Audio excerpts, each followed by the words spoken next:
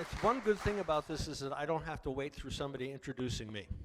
So we'll skip introductions. I'm Jonathan Khuner. Principally now I'm the music director of West Edge Opera.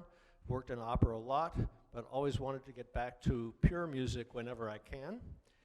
And I devised this series because it's the 150th anniversary year of the birth of Arnold Schoenberg. And I'm very much partial to that composer for musical, philosophical, and family reasons. And if you're here, you've probably read the literature, so you know what's going to happen. But before we get into the main proceedings, I want to say that this is going to, we'll take 2 hours, we'll have an hour, then take a break, and then we'll have another hour. And we'll start with performing, we'll talk about the music, answer questions, and have another performance. And if there's time, we could have a third performance. And then after it's all over, real enthusiasts can stay and we'll have other discussions. And there will be some refreshments also later on. Today is about the piano pieces, Opus 11 by Arnold Schoenberg, written in 1909. It was my original intention to start with the songs that we're going to be doing next week. But because my daughter, who was going to sing the songs, was just flying in, we didn't think we'd have time to rehearse them sufficiently for it to be the first. So that will be next week. But to give you a sneak preview of that, my daughter Charlotte Khuner is here to sing one of the songs from the Book of the Hanging Gardens, Opus 15.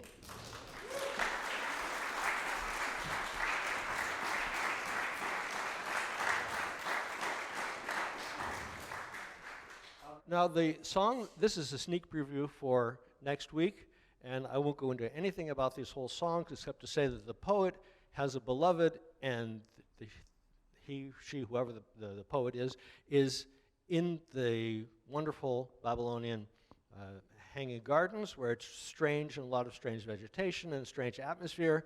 At this point, he has, or they have found the lover of their dreams.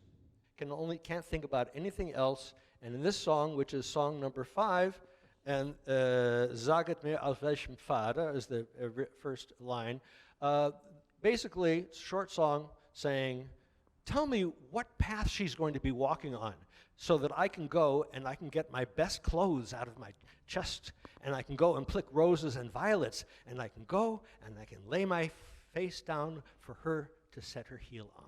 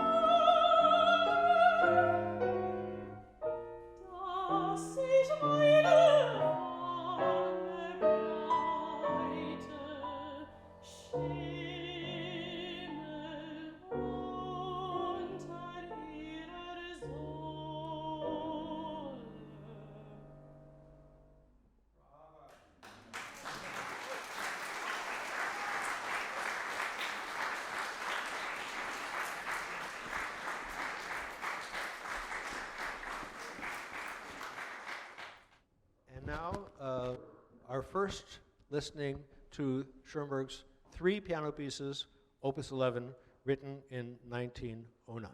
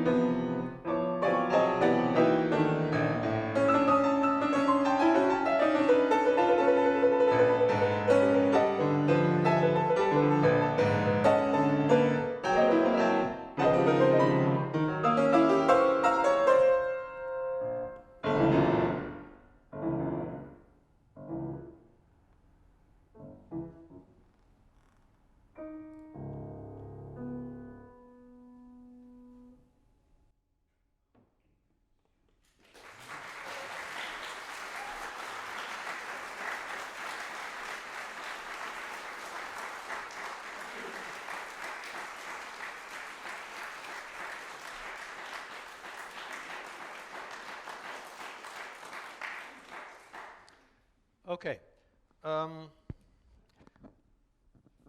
I designed my ideas, what to talk about, for people who are relatively Schoenberg naive.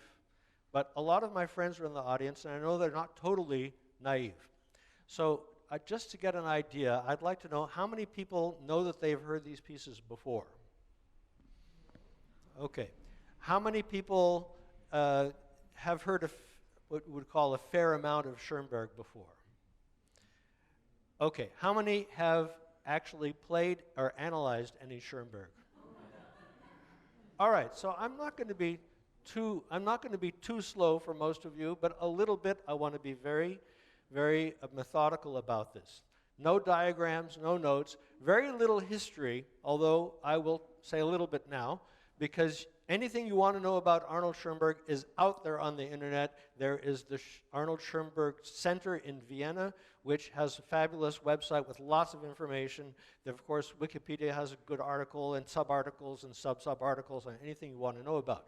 But what's in the music itself, how to listen to it, that people don't talk about very much. And it's not music that you can take in easily. It takes repeated hearings, which is precisely why I wanted to do an event or a series of events like this, where we can listen more than once. We can, I'll be like your museum guide. Look at this, listen to that, listen to that. What's there in itself, not how it relates to other pieces or other composers. I've resisted all temptations to elaborate on that, but just what's in this piece. But I do have to talk about what Schoenberg was about as a composer. You know, he was born in 1874. Brahms was still alive. Wagner was still alive. He grew up with that music playing a lot. No recordings, of course. His mother was a piano teacher, so he heard a lot of music. His father was something like a shoe salesman, or a shoe, you know, what do we call it? Not cobbler, but a shoe dealer. But he did obviously show tremendous talent and just started playing and started composing when he was quite young and took some lessons, and he was self-taught, which means everything that he did just by absorbing examples that he heard, then by studying scores, and by deciding what he could come up with from within himself. And that is probably the principal tenet of him as a composer, is self-expression.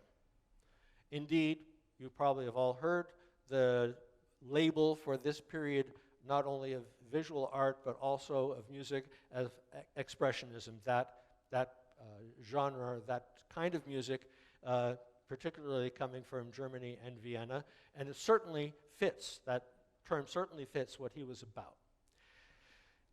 He wrote music that was Brahmsian, Wagnerian. It was tonal, lush harmonies, and eventually he found out, after 10, 15 years of composing like this, that he wanted to go further. He was already going further, and he had stretched the material, the subject matter, that you could use in pieces almost to the breaking point.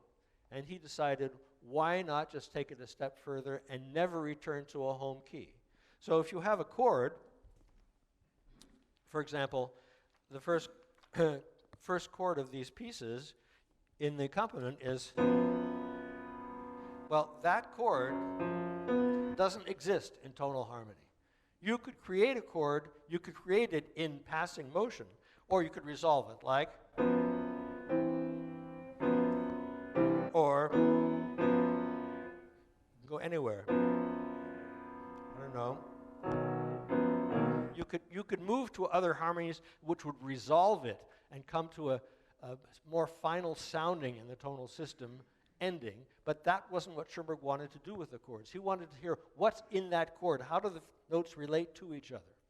Besides that attitude towards the material of harmony, he had taken off from where Brahms and, see, it started where Brahms and Wagner had taken off. Namely, you have a motive, and that motive is subject to repetition and development, and you show it in different lights, and you accompany it in different ways, and a piece could be built by taking a basic idea, Schoenberg would call it, and gradually building it into a structure.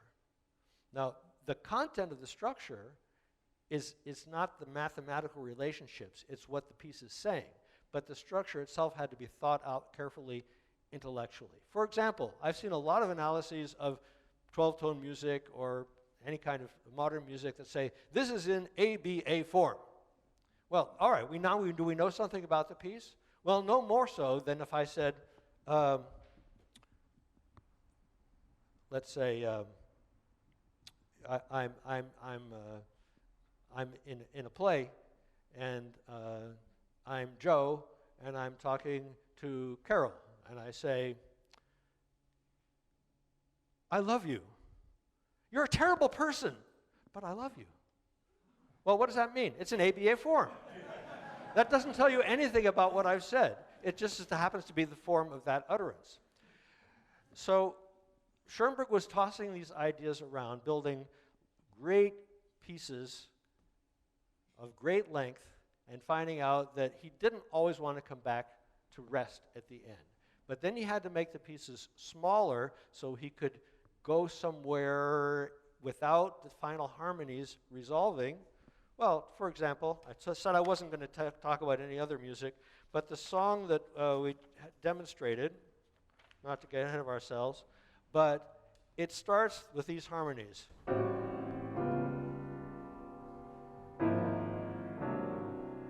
Well, that could eventually lead to, could lead to a resolution like that. But his resolution is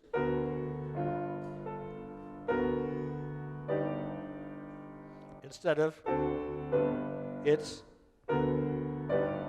some of the notes are there in what you would expect from a piece that would have been written 5 years earlier, but he's doing something different because to him, this chord was a perfectly good chord to end on. You have to hear differently to hear the chord meaning we're at the end of the piece, even though it's not what we hear as a consonant, final sounding chord from the earlier system. So let's listen to this again. Going to. It's final, but it's also not final, which works really well with poetry, where somebody's in a excited or non-resolved state. But when he wrote, in the next year after these songs, he wrote the piano pieces, he wasn't writing about somebody in an excited state. He was writing about musical material that could be built into a 3 or 4 minute piece, and what happens to the material dictates how it arrives at a conclusion. So let's talk about material. Schoenberg often dealt with motives, 2 or 3 notes with a little shape, but they always would say something. How would it say something? Well, the gestures that a piece of music makes give it its meaning, not just the harmony or the rhythm as independent entities or the structure. So let me say something about the way we approach Schoenberg, and then we'll talk about what I just said. You can learn to love Schoenberg. You might if you work at it. You can. It won't be easy. You will if you are patient. This is passionate music. Is it impossible to understand? Just a waste of time? Hard to hear and hard to bear? Without a point and ugly too? Don't panic. Listen. Follow. Stay focused. Hear how each phrase adds some meaning. All right, now I'm going to say it, and I'm going to say it in the rhythmic shapes of the opening of the piece of Opus 11. All right? You can learn to love Schoenberg. You might, if you work at it. You can, it won't be easy. You will, if you are patient. This is passionate music. Is it impossible to understand? Just a waste of time? Hard to hear and hard to bear, without a point and ugly too? Don't panic. Listen. Follow. Stay focused. Hear how each phrase adds some meaning. All right, so you see that the second time I read it through, I gave it a rhythmic shape that it made sense with these words, but it also could make sense in a musical context with no words at all. Now I'm going to just play the melody for that much, and then we'll dissect it. This is the melody.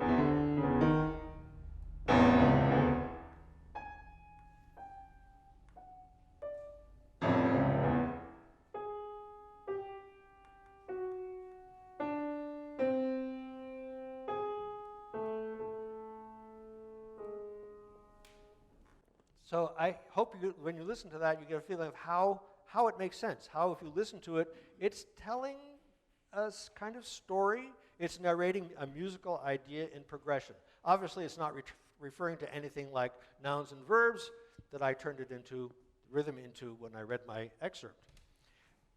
Now, let's look at just how he goes about building this. He takes 3 notes that begin to have a meaningful shape. Oh, I want to digress a little bit. I was teaching piano a long time ago, and I had a student who didn't seem to be able to hear what was in the music. They could follow the numbers of the fingers, but when I crossed the fingerings out, they got very unhappy because they didn't know what to do. So I said, listen. They couldn't. I said, all right, sing back to me. I sang a note, and they should sing it back, and they couldn't do it. And I got very frustrated. Then I said, okay, but let's try 2 or 3 notes. And I sang a 3-note group, and they sang it back right away. Because the 3 notes together had meaning. 1 note has no meaning. Just like one beat has no rhythm. But if I go, it begins to have a rhythm to it. And if I go, it begins to have a shape. Or if I go, it has a shape. So that's the shape we have. 3 notes going. Just 3 notes, but it has a curvature to it also. You have a little bit of a jump and then a landing on the 3rd note with a smaller interval. So if you hum it, da, da, da, there are plenty of tunes that actually have that. Da, da, try hum along with me. Da, da, da. Okay, and then we do that again in a slightly different version, but the same kind of shape, same contour. Da, da, da. Now put it together with 1 note repeated, and we have.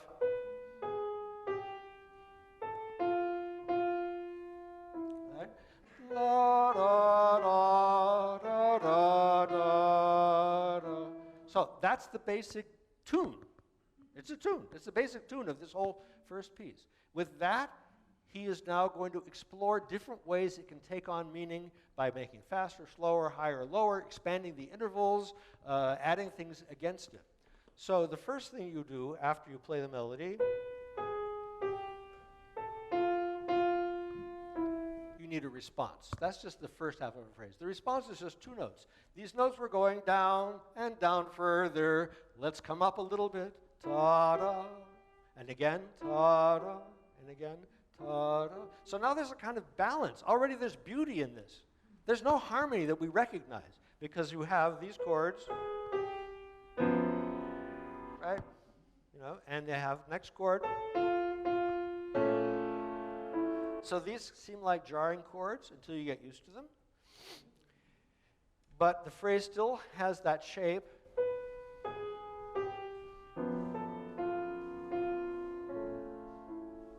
All right, and now comes the response. Now the response begins to get more complicated. Now we get counterpoint. Not just the melody, ta-da, but a little counter melody. That was what I have. I said the ta-da, you might, if you work at it, right? You can, it may take some time. So there's 2 different voices proposing 2 different ways of coming together in the same conversation. So it's...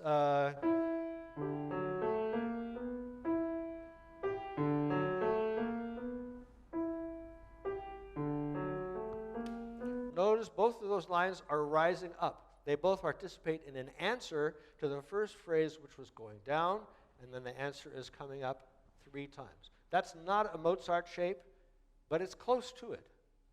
In a Mozart or Beethoven shape, you would have, like a statement, and then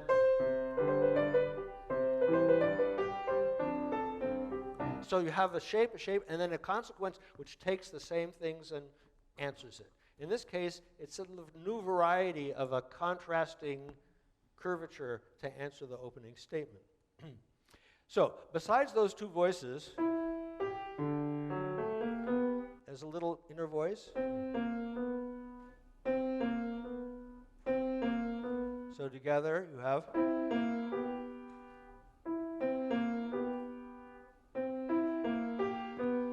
the same 2 voices, but they are playing around, sort of together, a little different, and then not exactly together. And you also have a note in the bass to steady things, so it's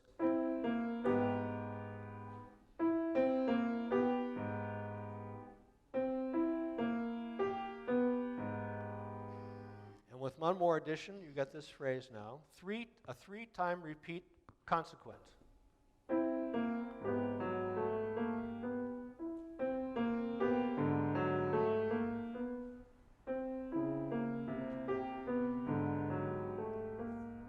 Now, there's a lot of going on there. In order to hear it right, you have to feel that you had something strong said to you at the beginning.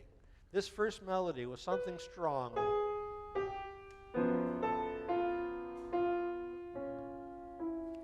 It needs an answer.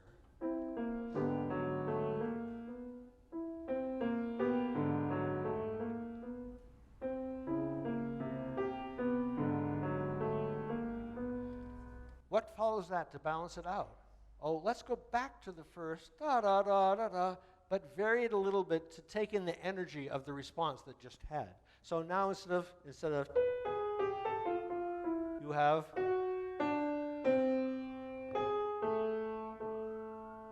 can you hear how it has a family resemblance to? This is the new melody.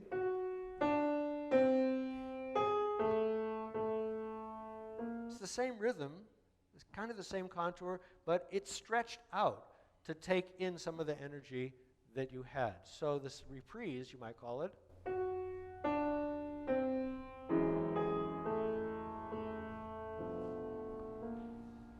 Now this, by the way, this harmony, that's a jazz harmony. So this is much closer to a tonal harmony, an ordinary harmony, you might say, than these well, that's not bad, but this.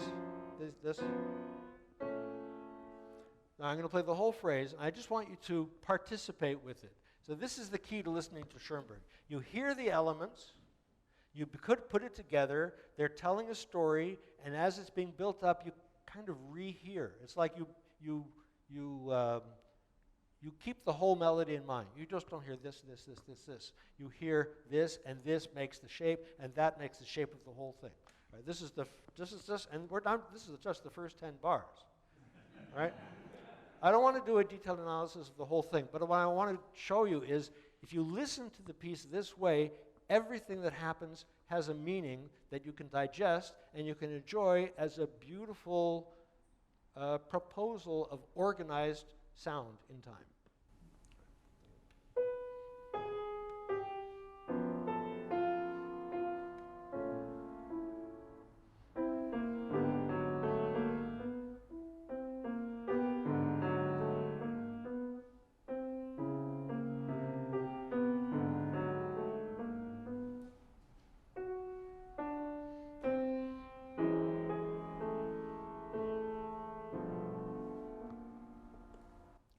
So that's very classical, completely atonal, but very classical. Now, the next principle of Schoenberg in its expressionistic personality is nothing can stay the same very long.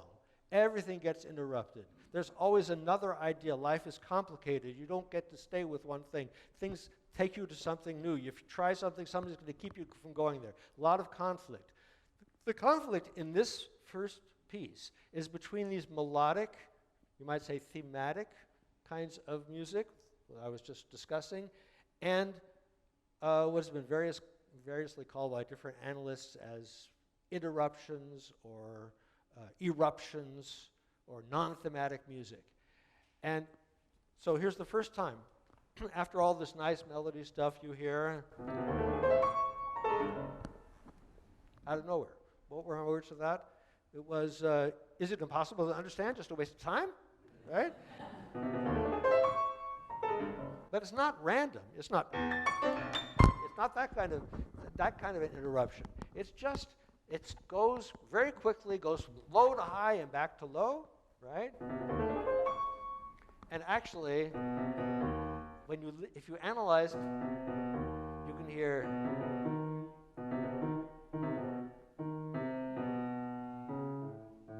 it has something in the shape within it. If you examine it in an optical way, and even oral, it has a shape within it that's related to the melody you just heard. But this, that goes too fast to hear any like a motive or theme in it. But that's the up part. The down part is, what's that? It's 5 notes, but if you listen to it, there's something steady about it, something uniform about it. First of all, it's ta-ka-ta-ka-ta. It's not ta-ta-pa-pa-pa. It's ta-ka-ta-ka-ta, all even. And these notes are the same as, which we know very well. It's what's called a chromatic scale. You're used to that being a way of joining things in classical music, whether you ever took analysis or not. You go, right, like Debussy's Prelude to Afternoon Fawn.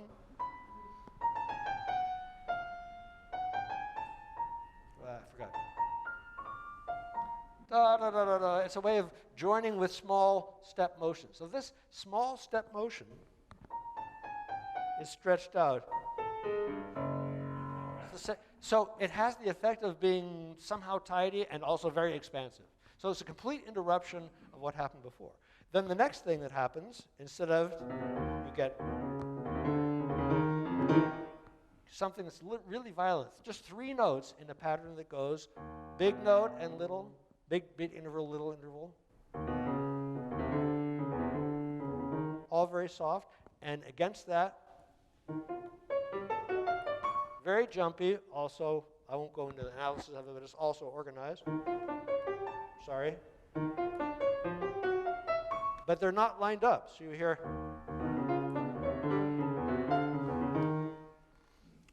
first-class disruption. You couldn't think of a better way to disrupt a nice melodic tune than by this, which seems totally centripetal. Not organized, going nowhere, but everywhere at the same time. Then he came up with this idea, let's get the melody back, but it's been disrupted, so we can't just do the same melody again. Like the first time we had the melody, we came back to pretty much the same. We're going to come back to the melody, but let's break it up and let's put a really weird sound underneath it. Weirder than this. Instead, we're going to have this sound. Now listen for it. I'm going to make a lot of noise and then try to listen to the ghost harmony that happens, okay? Do you hear that ghost harmony happening? It's an echo. You create the echo by sympathetic vibrations. Silently depress the keys you want to have in the echo, make a lot of noise, and you hear the harmony. Well, there's a joke I have to tell you. On the piano, you can capture them. You press the keys down silently, right? Then you press the middle pedal.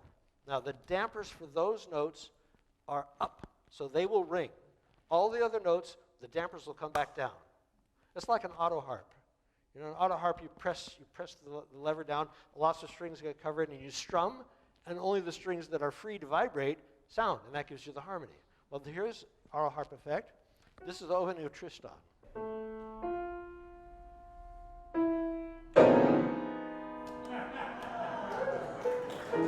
So that trick of being able to sustain independently with that pedal, Schoenberg uses now to give this ghost harmony. This you can't get on an electric keyboard, of course. So you have this ghost harmony, which I demonstrated. Then you have a melody that goes.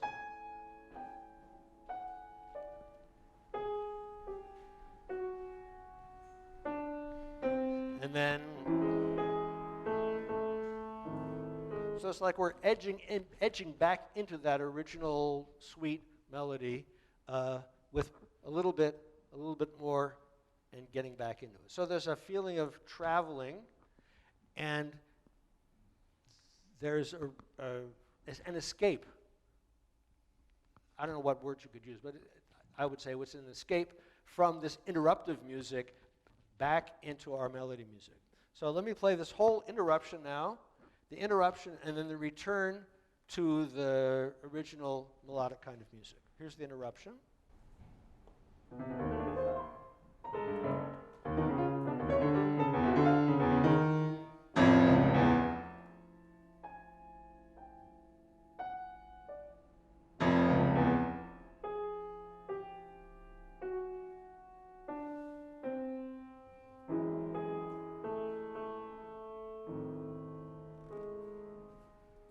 Okay, now remember at the answer to the first phrase, you can learn to love Schoenberg was, you might, if you work at it. That was this da-dee, da-da.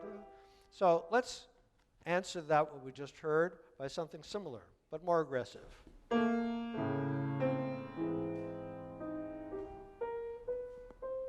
Which bears a family resemblance to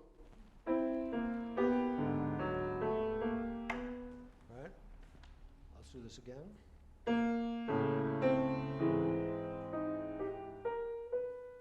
Remember what happened when that happened? It happened 3 times. You had the melody, then an answer, an answer, an answer. Here we have the same thing. First time. Second time coming up.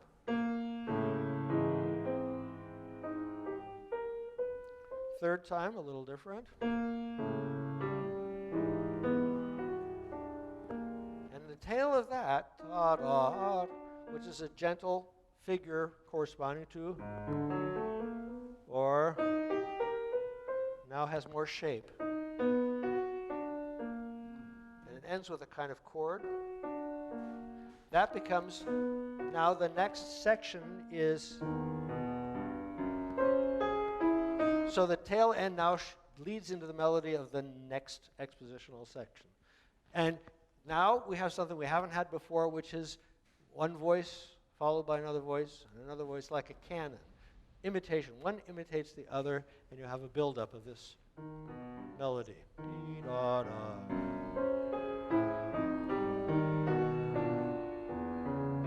And that gives enough energy that now you do the same thing. Instead of da-da-da-da, it goes ta-da-da-da, ta-da-da-da, pa-da-da-da, becomes ta-da-da-da. Again.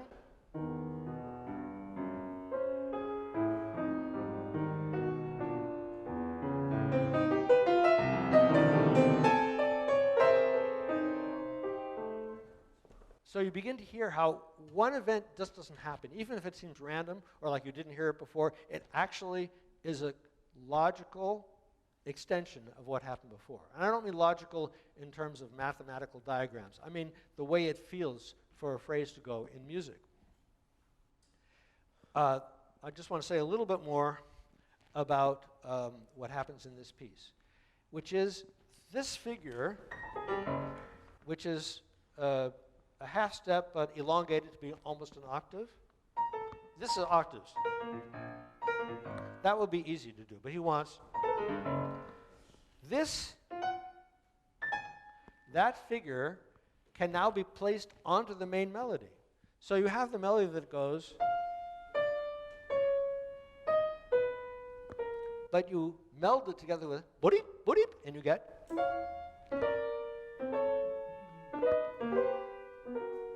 Now, I could have done it this way. You could have done it.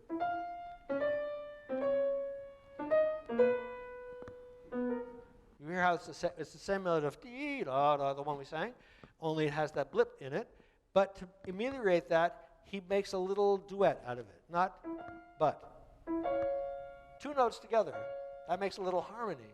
So it gives it a little bit of feeling of, oh, I don't know,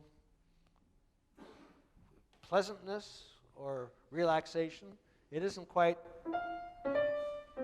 yes. And to accompany that, so we don't remember this, he puts in the bass, which is also the same motive. You see, the building blocks are all the same. You could say this motive, by the way, is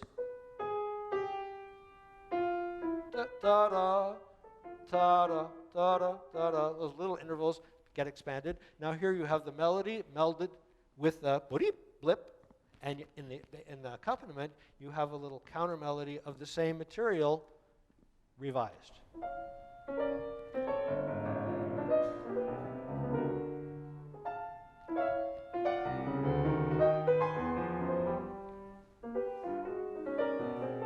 Another interruption.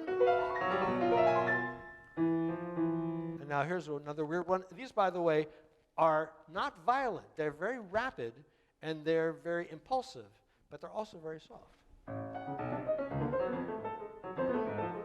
That's like a starburst of little things that are happening, but they're all that same boop, boop that we had before. It's not random.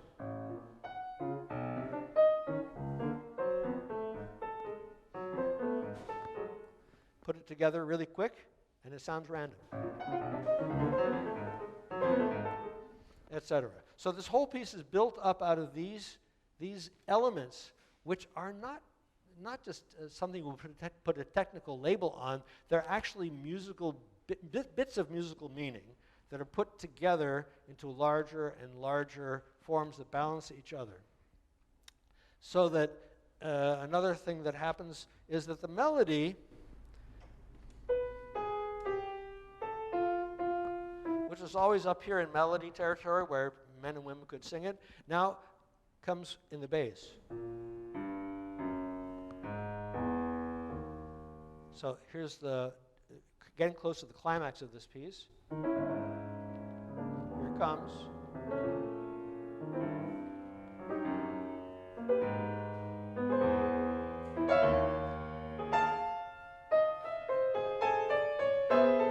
All right, now again, disruption. Now, big melody, big time, should be orchestrated. Ta! Up here.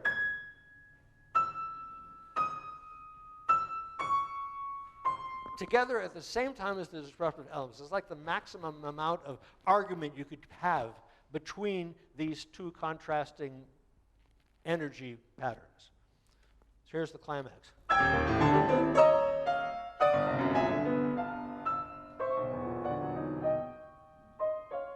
Did you hear it? Could you hear the melody going dee da da?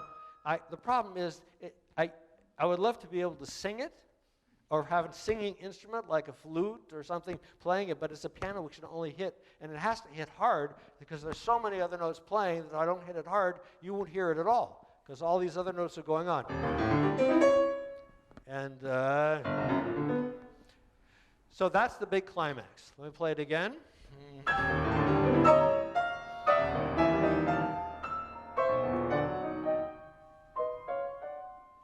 All right, and then it comes to a close after that, a kind of peaceful resolution. So if you listen to the whole piece and you hear these elements working themselves out, it's really almost like a scene from a drama where each character has something to say, or an idea crops up that people seize hold of, or an argument erupts, and then people come to some kind of accommodation. So that's the way I think to listen to this first piece. I want to say a little bit about the second piece because it's totally different. The second piece, I think, is easier to hear what's going on, but it's a longer piece, and the elements aren't developed in quite the same way. Schoenberg had a slogan that he wanted his pieces all to have, which he called developing variation. which meant that you would have an element and it would be reshaped and come back, so that it would be a variation on the same theme, but it wouldn't just be something new. It would extend the meaning of the first thing. Schoenberg did not repeat much. In this second piece, there's a lot more repetition. What this does, I think, psychologically, is it makes the moments last longer. Maybe a moment is not the right word. It makes the segments last longer and sound more static. And then when something else comes in, it feels like you've moved to a new territory. It's not that a train of thought has been interrupted. It's that you are now thinking about something different. Now, that's a different quality of experience. And remember, what he's trying to do is to express his inner experiences. That doesn't mean it was a sunny day or I drank a cup of coffee. Not that kind of experience, but the shape of the experience. The feeling was aroused in me, got stronger, or it weakened, or I had a conflict with something else, or I had to think of two things at the same time that didn't go together. That kind of shape of experience, of mental experience as well as emotional experience, is what makes his music tick. So in the second piece, you begin to get the feeling of nostalgia. It's quiet, and then a new idea comes in, another idea comes in. You go back to the first idea. Now it has the quality not of a development, not of a reprise, but of a recall. That is a memory recall. That is something that had happened. Oh, yeah, I remember when that happened before. So let me just play the beginning of it. It has a kind of murmur in the bass. Goes on for a long time. Now hear melody.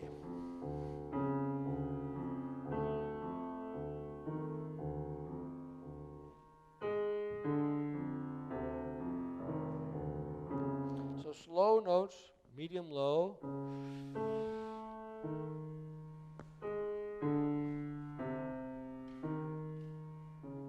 A little bit singable at the end, but a little jumpier before. New idea.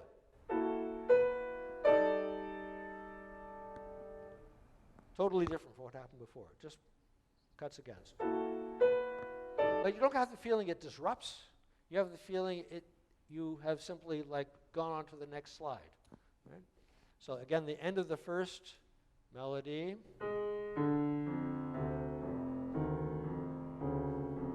It ends, wait.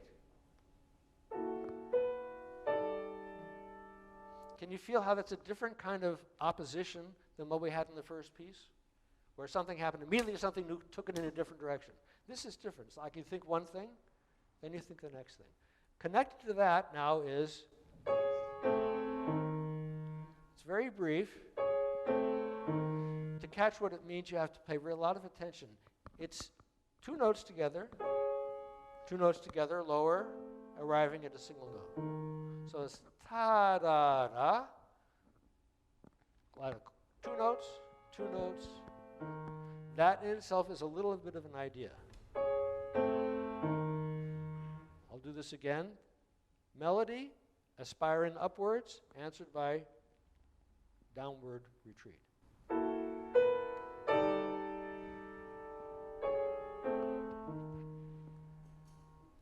Then, next thing that happens, same thing happens. Pa-da-da. That same motive comes back. It's not really changed much. It just happens again. And again, now comes the development.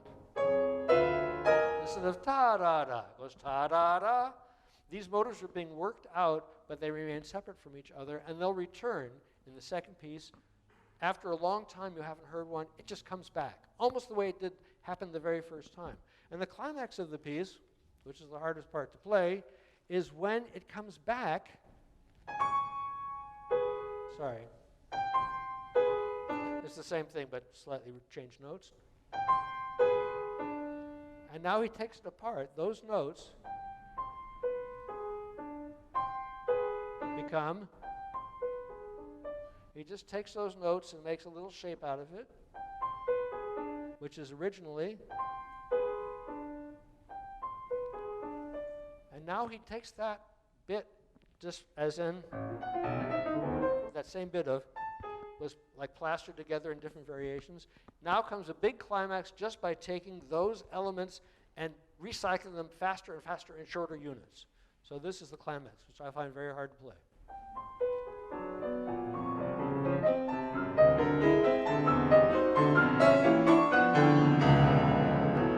It's just a cavalcade of this, or cascade of that motive happening. And that creates a climax. So there's some feeling of the movement of the piece towards a climax that is derived from the material that he's written before. So he's constructing with great care, but also in an improvisatory way, a whole span of music so that it feels like it's a very personal statement. It doesn't feel like a Schumann piano piece where, yes, it's expressive, but it's in a tidy boxes. There are no tidy boxes. And there's another, just so I don't have to talk about this piece after we take a break, there's another motive that comes,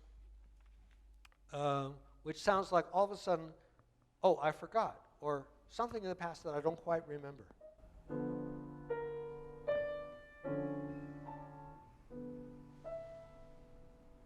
It's suspended. The melody goes up, it comes down.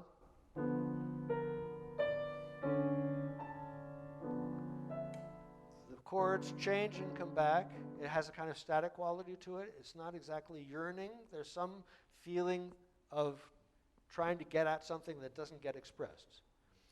I don't know how to say it well, but musical discourse, musical idea, what Schoenberg called musical prose, has a sequence, it involves a sequence of things that happen in the musical events, which create a storyline, create a narrative, not talking about anything else, just in the music itself. And that narrative can go at different speeds. So that if you have something that if I did, you say, oh, that's something with energy. If I play it, you have the feeling it's lingering. And the final motive that you'll hear is like some weird feeling. Doesn't go anywhere. It's complicated. Sorry. And he says, keep the pedal down so that all these sounds create a kind of cloud.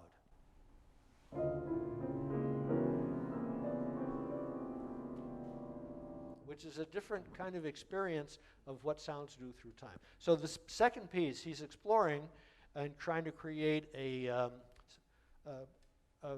narration with elements that themselves don't push forward, but they alternate and oscillate. What Schoenberg said about the second piece to a pianist who was playing it, he said, when you get to the end, I don't want it to finish, I just want it to stop. In other words, it doesn't come to a conclusion where you say, okay, now we've reached it. It just stops. Let me just play the ending of the second piece.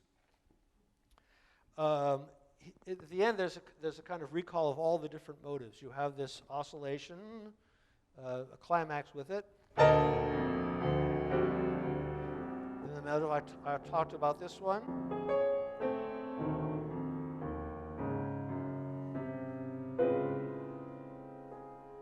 Then the melody we just talked about.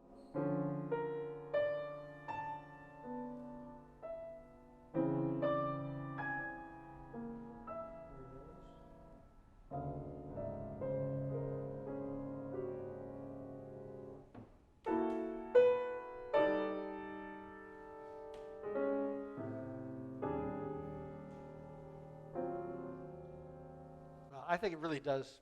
It sounds like a finish of a piece, but it's not a solid finish where you have the feeling, oh yeah, I've had everything said, and now this piece is really over. You have to Is he going to play something more? And then when he doesn't for a few seconds, it must be over now. Fortunately, you don't have to decide when to applaud because you know there are 3 pieces, and it's only the second one. So anyhow, so I've tried in an awkward way with words that can never do justice to music to show how your ears can get into it and hear the beauty and the shape of the music. And I guess we're going to take a break now. During the break, turn in your questions. I'm happy to spend some time answering the questions.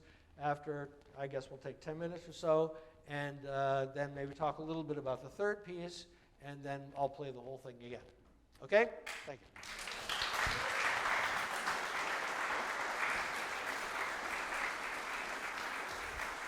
I hope that the way of talking about music, the technical level I was going for, minimal that is okay for everybody. At the end,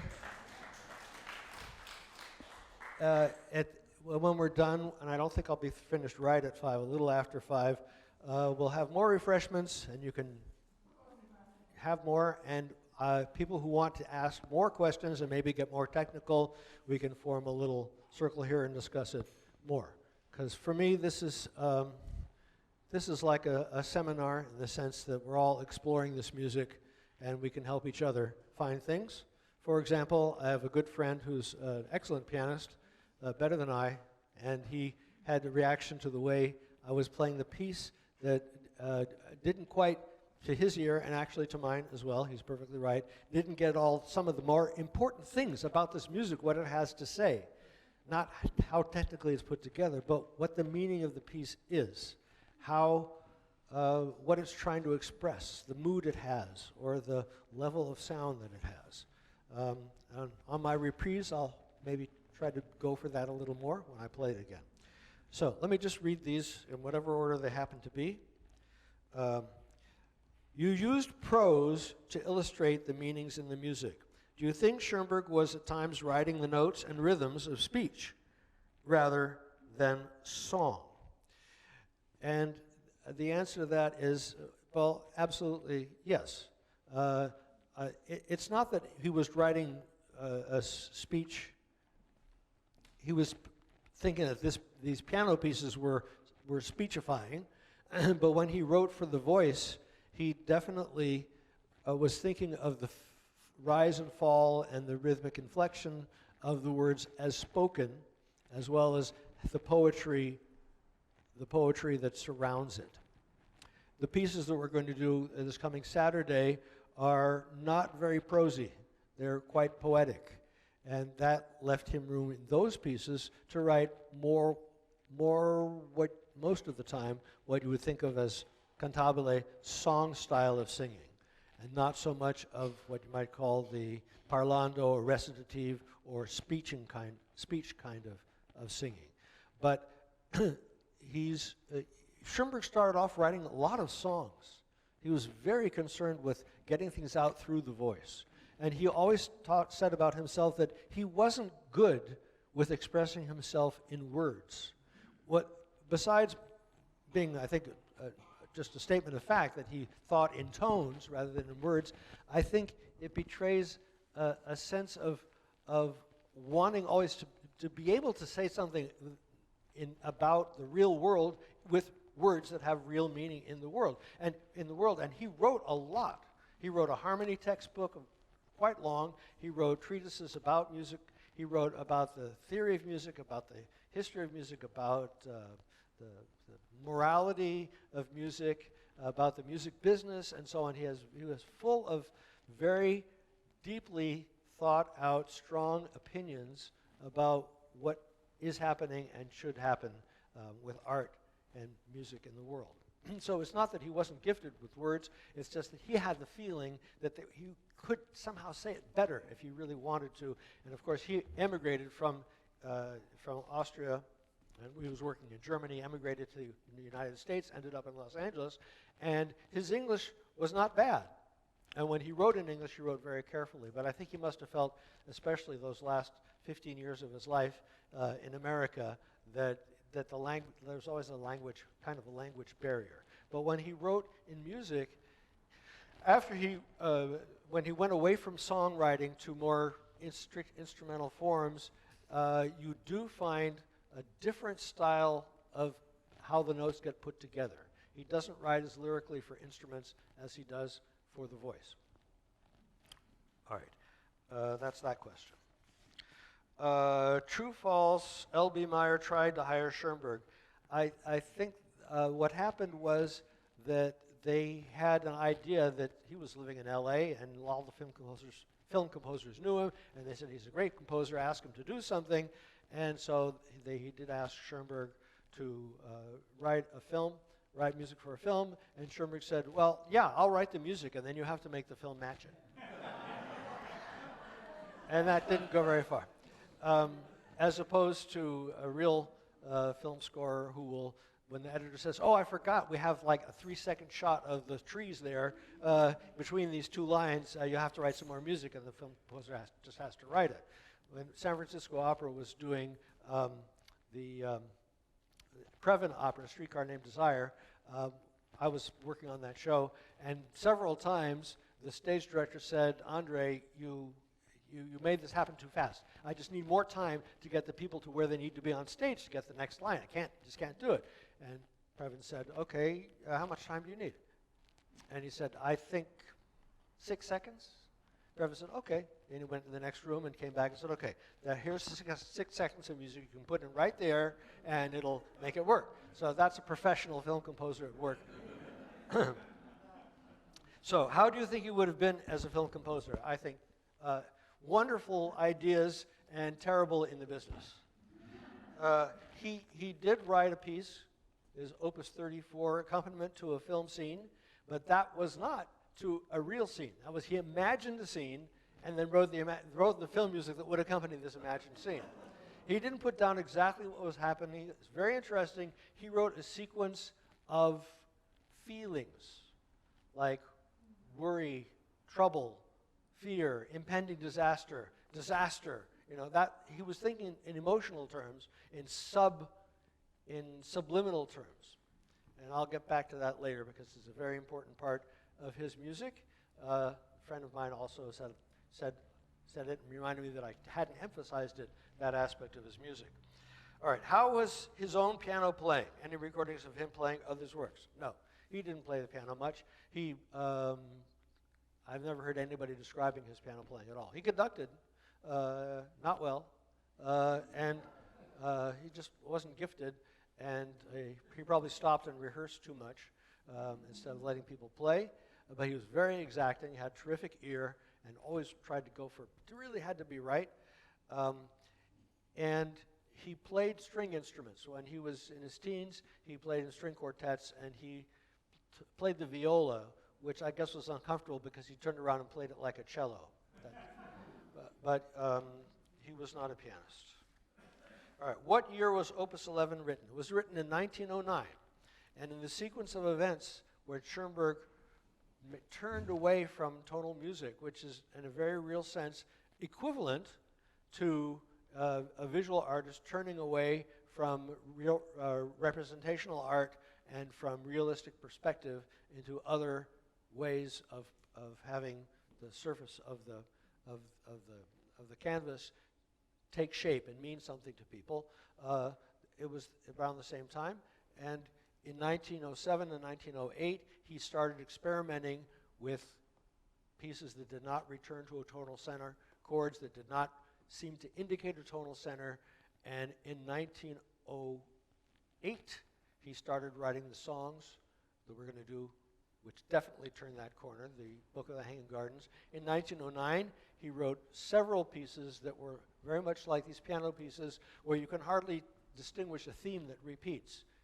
It's been termed free atonality, which I think Schoenberg would have objected to very strongly. We know he objected to atonality because to him, he didn't understand that the word tonality didn't have to do with tones, it had to do with tonal centers. So atonal meant non-tonal, tonality-centered. And he thought they were saying it meant without tones. He said, you can't call music without tones because it's made out of tones, you know? If you're tone deaf, I suppose you could say that it's atonal. And he would also say it's not free. It's subject to laws of nature and laws of the subconscious, as well as laws that you could organize and talk about. And this was extremely important to him with these pieces, that he was getting at some kind of liberation, in the sense that you couldn't point out how it was governed.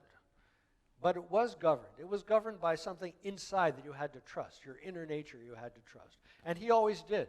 He always said that he didn't mean to be revolutionary, he just had to write what was inside him, and it turned out to be what nobody wanted to listen to because it was too revolutionary. He would have loved to have been appreciated and been a popular composer, he just couldn't write that kind of music. Also, the person suggests that the economy of means is very much like the way Brahms wrote. A quote here from the Brahms Second Symphony. Yes, small motive. In this case, it was talking about, right?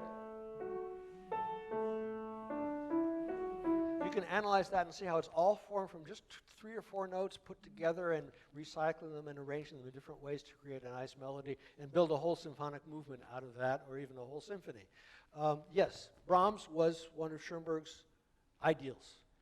Wagner, in terms of rhapsodizing and spinning out long spans of time and using motives to mean something, and Brahms in terms of actually working out carefully with motives and having a strong structure.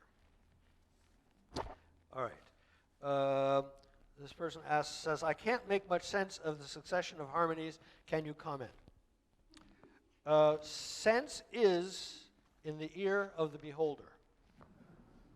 So, the first harmonies here, there is a sense in that it's like traditional harmonies in that it's not just a plaster of sound. There are independent voices that form the harmonies, that, and they move to the next one. That moves to that moves to that moves to that. All the notes move up from one to the next. So that there is a feeling of cohesion, even though it doesn't relate to a tonal center. And in general, his harmonies always do that. In the third piece, I want to talk about that some.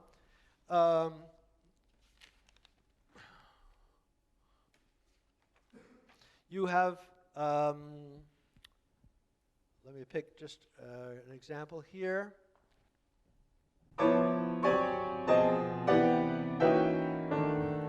So those are all 6 and 7 note harmonies. But the way they move is with really classical voice leading.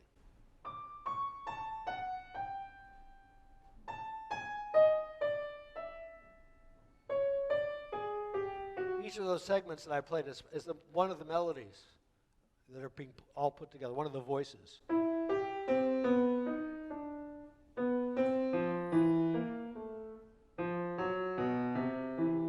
They're all nice melodies in an atonal way. Put them all together and it sounds raucous.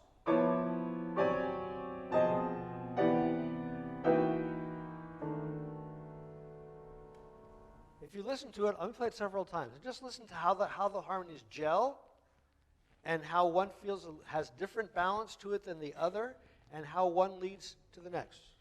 Or how, hearing one, you hear how the one before it led to it.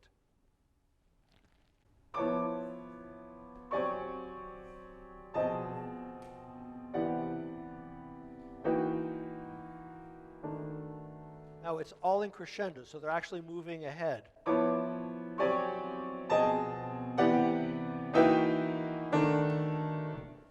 Now, somebody suggested here about the expression.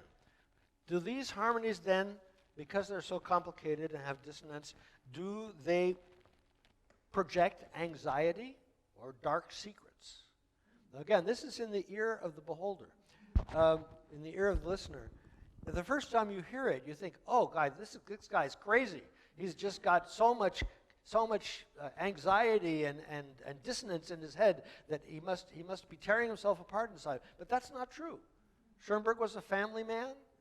He took care of practical businesses. business. He wrote loving letters to people that he liked. He was passionate about things in real life.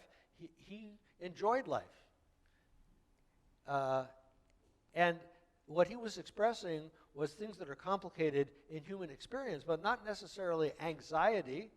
Yes, when it was called for, like in his operas, when he was dealing in the opera Expectation, Erwartung, which West Edge did last summer, he's dealing with a woman who is basically having a psychotic episode.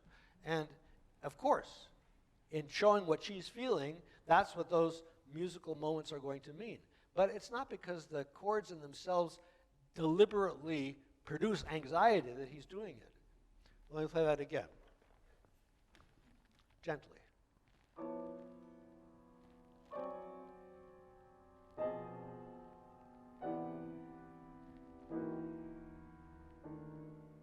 Or the ending.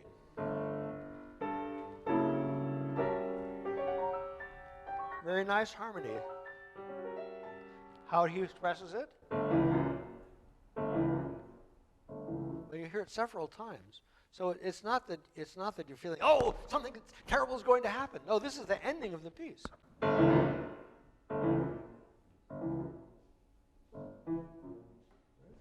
then finally. So it's not, I don't think it's dark and anxious. I do think that it deals in the unconscious, and there's lots in the unconscious that has to do with hurt feelings and pain and suffering and conflict, but that's not the root of his musical language. All right, so I use the phrase that there are no tidy boxes, and somebody says, does this define Schoenberg? I should elaborate on the question. In this period, in a way, it does. I'm going to read now what he said about these pieces to Ferruccio Busoni, who was a major pianist and a conductor and a writer and promoter of, wrote his own new music, was not as extreme as Schoenberg's, but it was somewhat progressive. And he wrote, just after writing these pieces, I want to declare my intentions. I strive for complete liberation from all forms, from all symbols of cohesion and logic. Notice, he doesn't say from all logic, from all symbols of cohesion and logic. Thus, away with motivic working out, away with harmony as cement or bricks of a building.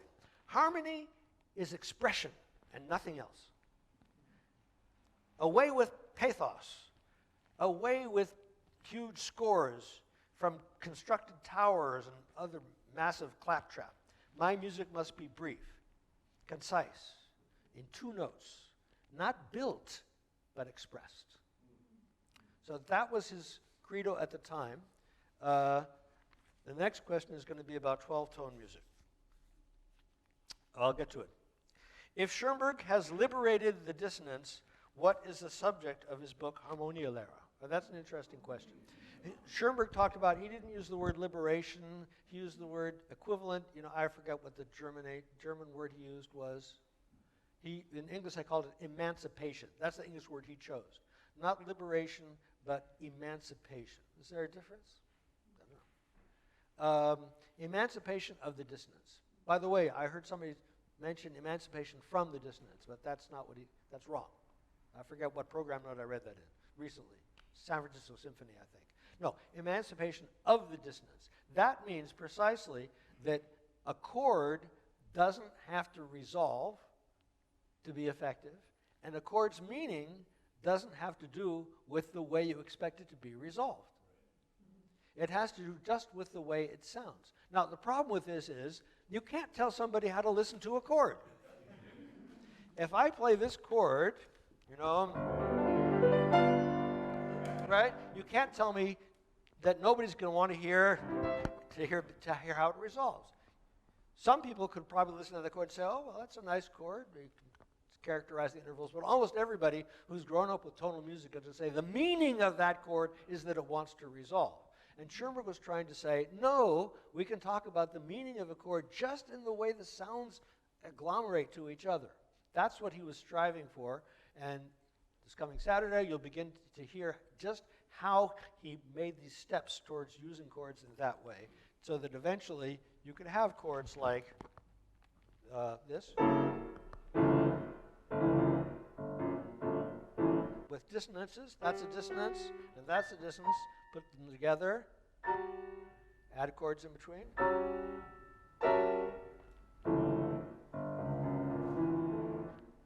And it has its own meaning. So, what about his book, The Harmonielehre? He wrote a book called Harmonielehre, which means teaching harmony, or the instruction of harmony. And he wrote it after writing these pieces. He said, I got to go back and explain how we came there. And he goes back, and he, just like a harmony textbook you would see in college, where everything is explained, the intervals, major and minor, how you put them together, how you lead, and how you extend with added notes. He went through that whole thing in his own terms, which don't really match anybody else's. And at the very end of that book, he starts talking about adding so many notes that you go beyond tonality. So he was very well aware that he was part of a continuum, which by now we don't think of as the main way that music changes or develops. At his time, music had advanced from earliest times, from the time of Gregorian chant in the 8th and 9th century, through medieval music, through Renaissance music, through the Baroque period, and through classical and the Romantic, all that. Every time you went from one style to another, somehow you were advancing. You were adding things to the vocabulary. You were being able to absorb the old point of view and bring more richness to it by adding new elements. So what he felt he was doing was going the next step beyond what Wagner had done. What do you do when it takes 45 minutes to come back to a key, and you've gone so far afield that is no longer making a feeling of finality or rounded form anymore? What do you do when in every measure the main meaning of the notes is how they're escaping from a chord, not how they're leading back to a chord? So in his Harmonielehre, he tried to codify what had happened before, but he himself was on a road further. Not because he said music has to go that way, but because my music as a composer, I feel compelled to take those steps, to say the next thing that I have to say. Because, and this is just true of Western music in general, since 1700 about, that music is written by individual people who are its author, and thus it's theirs to say, to express, and they are their identity is in the music, which is a totally different way of looking at music than it has been in history any time before. And of course, it only came about because of musical notation made it possible to share ideas the same way as writing things down made it possible to share language. Okay. This one, I don't, somebody might want this back, because it's like lecture notes taken from a lecture, and I don't see the question here. If you remember the person who wrote this, all right. I think that's all the questions that were submitted. All right, so before I reprise the pieces and maybe talk a bit about the third piece, are there any other questions that come to mind? Sure. Toward the end of your first hour, you used the word improvisation. You said it was composed in an improvised way. Or, what did you mean by that? Do you remember? Yes, I use those terms interchangeably. I don't think that Schoenberg ever used improvisation as a term. Maybe once in a while in his score he would say quasi-improvisando. Certainly Alban Berg did. Weber never, because they really wanted to specify everything. But the idea is that since the music is expressing something that is not contained, it comes from inside without being subjected to conscious processes, that it is unpredictable, and that it is almost involuntary. Could you say it was like expressing ideas that hadn't been interpreted? Yes, they haven't been interpreted, and that they come up at that moment. At that moment, the music feels it needs the next thing that has to happen. Now, Schoenberg never said, "I'm an emotional composer. I write down just what I feel." That's not what he said exactly. He said, "I write down what has to be expressed because it comes from inside." But I'm not sure what the fine line is between those two. And since he didn't play the piano, we don't have a recording of his improvisations. I don't think he would want to improvise. He would want to write it down. But he wrote very, very quickly, almost as if the ideas came out from these complicated chords without deliberating on what the structure was.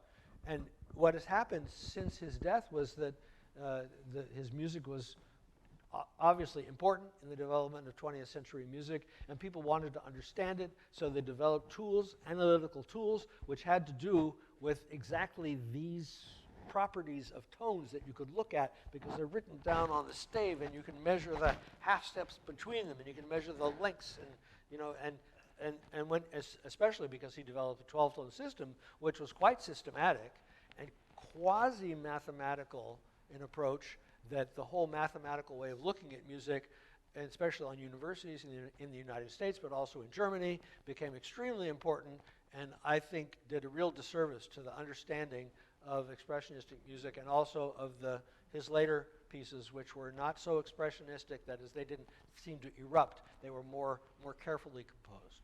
But I think the idea of something sounding spontaneous was always in his mind, even with these very, very carefully written down notation. Because Schoenberg's notation is very, very careful.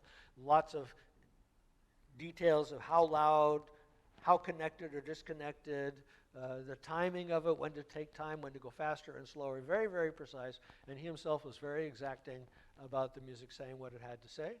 I have it a second hand from somebody who worked with him, my dad, that he was extremely precise about those things. And yet, the feeling should be, when you hear it, that it's just an utterance. You have something to say, and you say it. It just is like language becomes second nature. To Schoenberg, his harmonic language, all these complicated chords, were second nature because he had developed them step by step. He didn't, and even when he got the 12-tone system, he didn't come up one day and say, "Oh, I know how to organize this. You just have this thing and you can manipulate it." No, he had been doing all those things in his music, and then discovered that if he codified it this way, it simply made a better package. So that was, sure. Another question? Yes, Anne? Do you know if there was any connection between Janáček and Schoenberg? I think of Janáček and his using the human voice. Well, I don't know. I'm pretty sure that Janáček heard Schoenberg's music. I know that Schoenberg heard Janáček's music, but I don't think that there was much influence one way or the other. Okay. Yeah. Not in the same way, for example, as Bartók, where Bartók definitely heard Schoenberg's pieces and knew what they were doing and incorporated those, and also Alban Berg's pieces. Schoenberg definitely had influences, but it was almost entirely self-driven. I don't think he ever said, "I think I'll write this way because I heard somebody else write." That's an interesting idea. I can use that. But that's Stravinsky's mode of operation, and for that reason, Schoenberg was very negative about Stravinsky's way of composing, because he felt it was more collecting than coming up with new ideas. I think that wasn't fair, but it certainly was that side of the of mental process. Any other questions? Yes? You made an interesting comment about the movement towards impressionism in art, and maybe contrasted that with expressionism in music.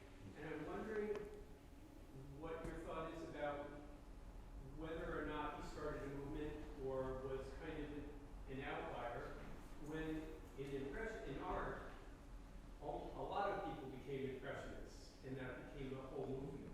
Right. Well, of course, Impressionism started a little sooner. I'm sorry, I don't think I said impressionism. I said expressionism. Because impressionism, Schoenberg didn't engage in that very much. Occasionally, he let slip a clue as to that he would. For example, in his 5 orchestra pieces, he gave titles to the pieces, and the one of which you would say would be expressionistic is the 3rd piece, which is tone Klangfarben, tone colors. And he also called it Summer Morning by a Lake. Because, and when you know that, you say, oh yeah, of course, that's kind of the experiential impetus for the piece, because there's this chord. See if I can make it right. I think that's the chord. And that chord goes over, and is traded. Different instruments take the color, and every once in a while you hear, and those are the fish jumping in the lake. So he definitely had a kind of what's the word? Perception, sensual image that he translated into music as kind of the baseline of the piece. But it's not that you're supposed to think of a lake when you hear the piece. It's just that quality of placidity with subtle changes and occasional things happening correspond to what happens in your visual field when you're out floating on a boat on the lake. So, but expressionism was very important to him, and it does tie into the expressionistic movement in literature. Does that answer your question? No? Okay. Anything else? Yes? Yeah, are you telling us that it's the job of the performer and the listener to somehow try to divine what Schoenberg's thoughts, feelings were when he was writing the music? No. No, it's not that. It's that the music itself is a thought process.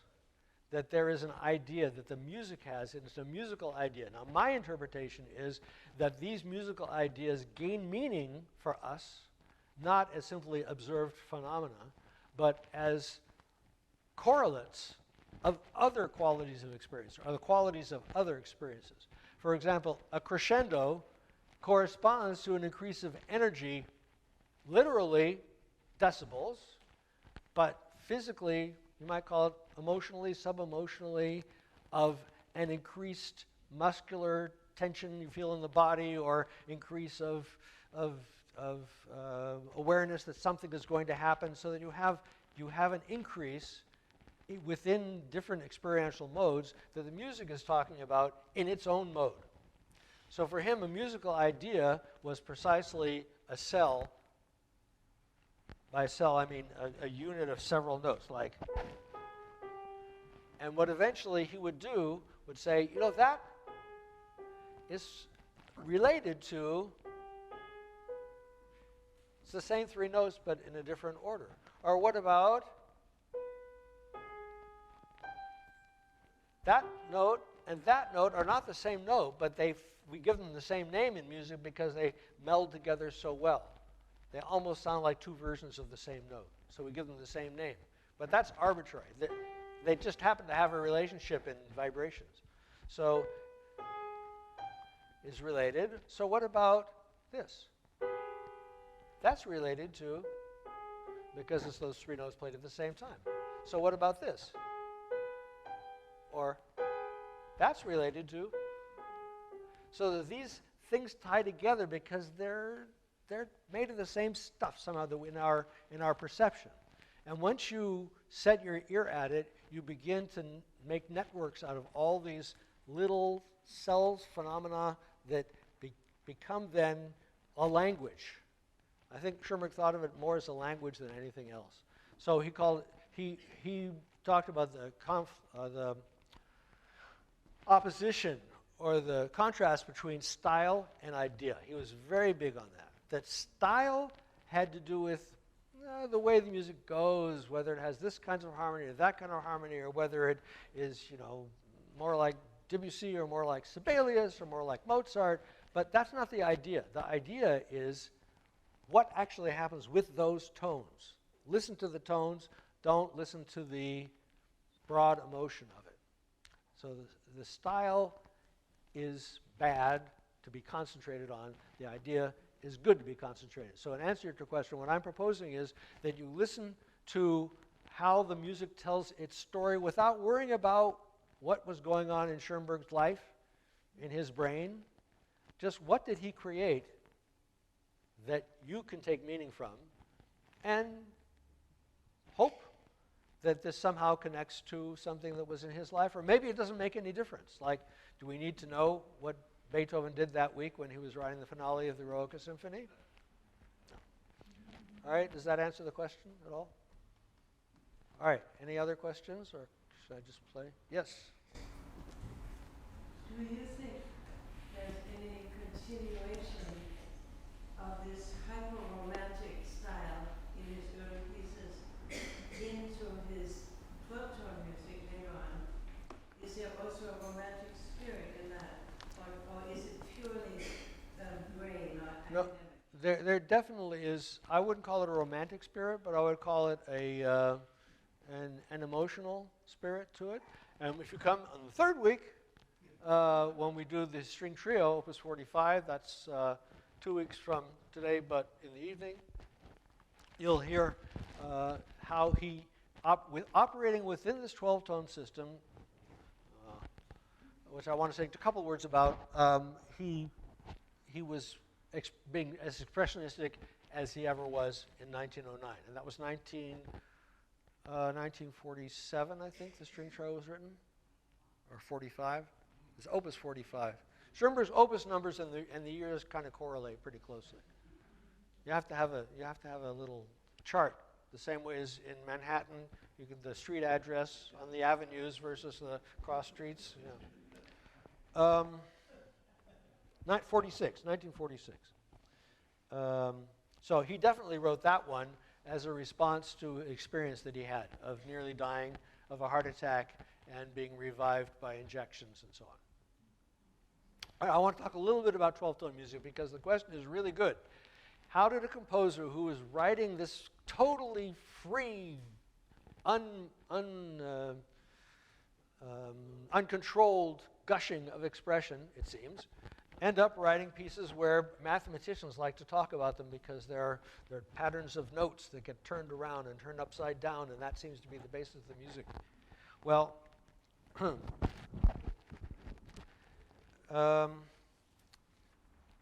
briefly,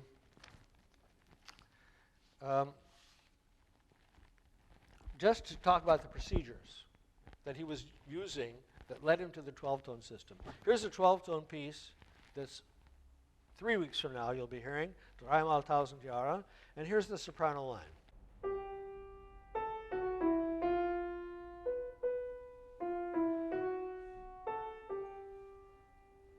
The text is, Dreimal tausend Jahre seit ich dich gesehen, Dreimal tausend Jahre, Saradi. That's actually a very singable melody, and we will all sing it. Whoever comes on that time, I'll make sure everybody sings it. But if you look at what happens is there's all different notes. It's a palindrome. In other words, the same notes go forwards and backwards. It begins, it ends. Continuation is backwards. So it goes forwards and backwards. And in the same thing, you can have the same melody that instead of going up, goes down.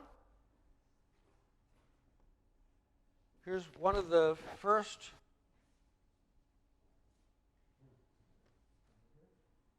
from his piano pieces, his suite, Opus 25. Here's an example. This is, for him, primitive 12-tone technique. Here's the melody.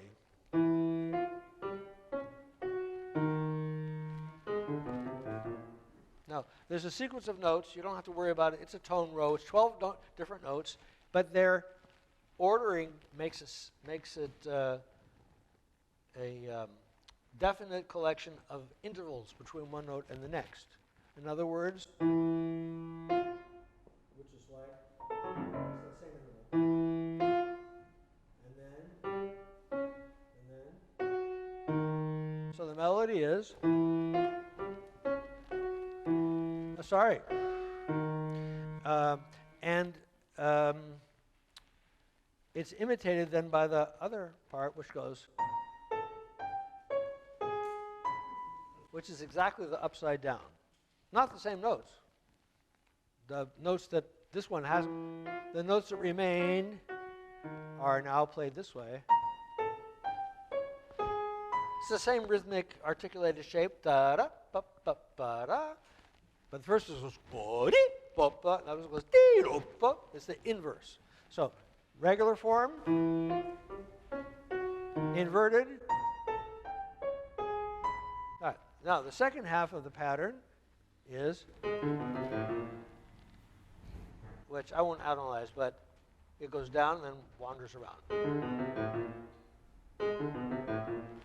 And that's imitated with,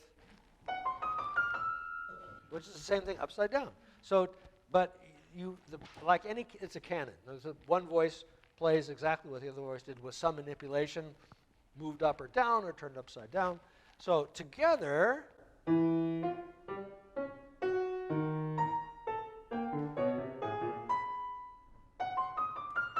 it continues that way. So he's working with a sequence of 12 notes with a pattern of intervals and taking it and mapping it onto, in different ways, onto itself. I don't want to, it'd take too much time to try to lead our ears into a more sophisticated working out of 12-tone ideas. But you can see that it's definitely more geometric than, but it's the same idea. It's a pattern that you establish and you do something regular with it. And Schoenberg's mind always worked that way, and he trusted that to give cohesion to his pieces, even if he hadn't figured out, oh, I'm taking this motive and I'm going to develop it for a while, then I'll go to the next motive, like a Brahms symphony is constructed. So I guess it's time for me to play the pieces again. But I want to say something about the third piece, because I haven't said much about it at all. The third piece is a little like the first in that it's episodic. And the one part bears a resemblance to another part because it has kind of the same stuff in it. But much greater proportion of this piece, I don't know whether you can see this, it's nothing but black notes on the page. It's very fast, it's very thick, it's almost violent. That's one major component. Whereas in the first piece, it was a sweet melody that got interrupted by these more rapid figures, which weren't always violent. In this case, very loud, aggressive music, which is then opposed by or alternated with much more gentle and lyric passages. For example, this. Here's a melody.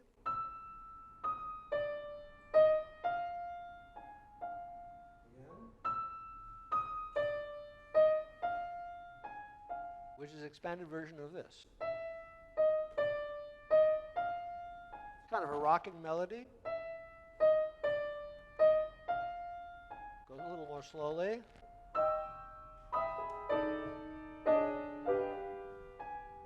March totally.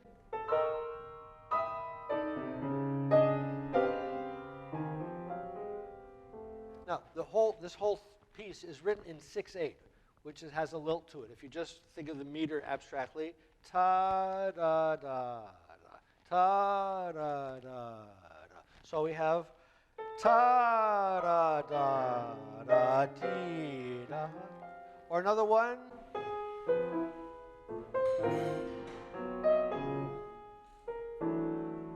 Right? Da-dee-da-dum, da-dee. Or all together.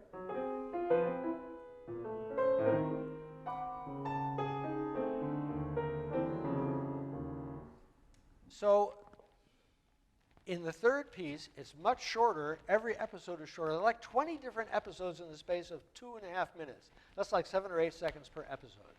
So you're really getting whiplash from one thing and the next thing, and it seems crazy. And this was the piece that people pointed to as saying, this is when Schoenberg went beyond all rules. This is free atonality writ large.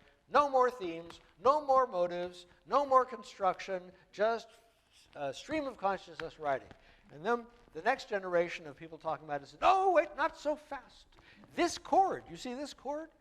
The first chord? Well, that's the same as, it's the same as the melody of the first piece. He's talking about, he's the same material, as if it has anything to do with, they're not the same musical world, but it's the same composer, similar thought processes going on. So when you listen to the third piece, just try to hear how what the storyline is, or what the sequence of episodes is. Now, I think actually we're in a really good position nowadays to appreciate that, because every time you look at an advertisement, you see in the space of 30-second advertisement, you see 50 images, because they put something in, a picture, and then, picture of the car, the picture of the sexy woman, a picture of kids playing, picture of you on your vacation, picture of an airplane, picture of the city. All these things are put together to make you buy the car, right? They're trying to manipulate your immediate reactions to a visual image. Now, sound images take a lot more time to process. So it's an amazing amount of material to have 8 seconds spent on something that's hard to grasp before going on to the next episode. But try to grasp each one, and then to hear the change, almost like turning the page or having a new chapter or a new character enter the room and having something to say. And you'll find that this third piece does have an arc to it. It does have kind of conversation of different utterances, of different ways the music can take shape. You have melodies. Sometimes you have melodies that have big chords attached to it. Well, I played this one, right? Sometimes it's just a chord, like, that gets expressed in a more almost violent way. Or this one. And if you listen to it, the chords relate one to the other. There's this and that. There's a progression to it, but it comes out. And then you have something, this is the original tune, and now at the end you have, so 3 or 4 things are going on. By the way, these pieces, as complicated as they sound to you, are among the easiest to hear of Schoenberg's atonal pieces. Because usually he writes many things happening at the same time. Because you only have 10 fingers, you can't have 10 different things going on. I mean, Bach wrote 4-voice fugues, which are really hard to hear all 4 voices in, unless the pianist takes extraordinary care to lead your ear. 3 voices is not so hard, but 4 is really hard. Schoenberg's music, if you listen to his orchestra pieces, there are 8 lines going on, or more. So there's always a lot to listen to. And that's why the ordering of these 5 evenings, I think, is good.